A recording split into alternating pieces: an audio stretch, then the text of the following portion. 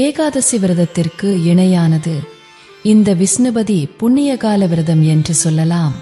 மாதம் தோறும் தேய்பிறை ஏகாதேசி, வளர்ப்பிறை ஏகாதேசி வரும்.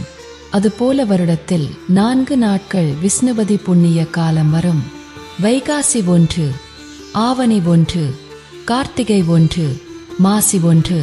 அந்த வகையில் நாளைய தினம் ஆவணி 1ஆம் தேதி சனிக்கிழமையோடு சேர்ந்து இந்த விஷ்ணுபதி புண்ணிய காலம் வந்திருப்பது மிக அற்புதம்.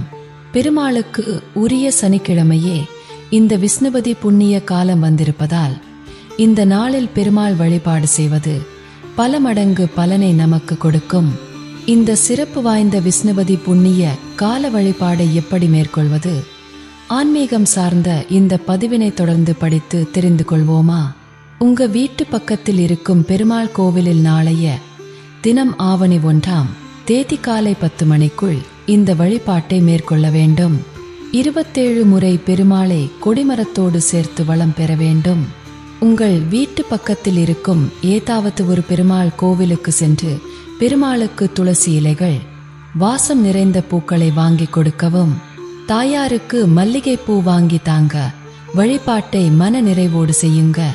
27 முறை பெருமாளை வலம் வரும்போதும் உங்கள் மனதில் எந்த சஞ்சலமும் இருக்கக்கூடாது. பெருமாளின் நாமத்தை தவிர வேறு நாமத்தை உங்கள் வாய்கள் உச்சரிக்க கூடாது. உங்களுடைய மனது பெருமாள் மீது மட்டும்தான் இருக்க வேண்டும்.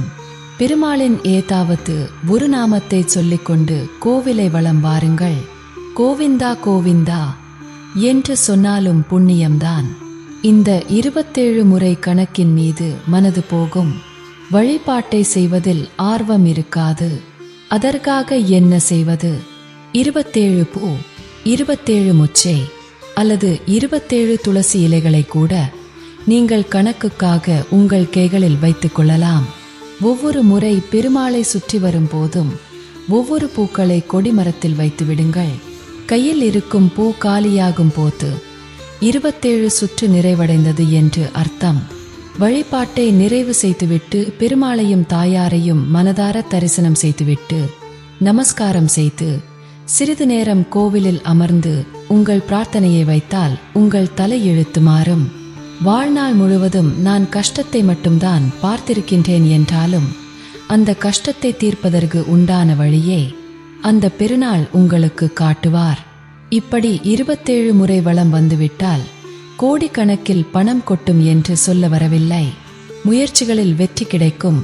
வாழ்க்கையில் வரும் கஷ்டங்கள் குறையும். பெருமாள் உங்களுக்கு நல்ல நல்ல சந்தர்ப்பங்களையும் சூழ்நிலையும் உண்டாகி வழிகாட்டி தருவார் என்ற தகவலுடன் ஆன்மீகம் சார்ந்த இந்த பதிவினை நிறைவு செய்து கொள்வோம்.